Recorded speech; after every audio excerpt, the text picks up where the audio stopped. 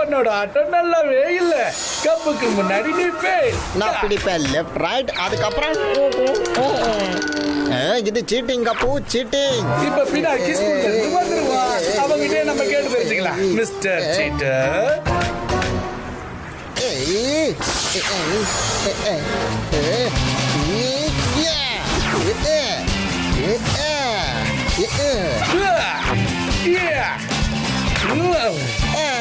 பிடிச்சிட்டியா?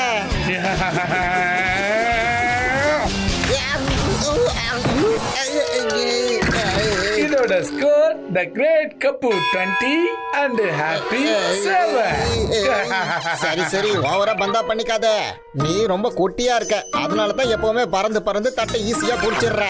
Wow, என்ன ஒரு logic. ஆமா, ஆனா ரொம்ப தான் பறக்குது. இப்ப அத உண்மையிலேயே பறக்க வைக்கணும் போல இருக்கு. இப்ப பாரு.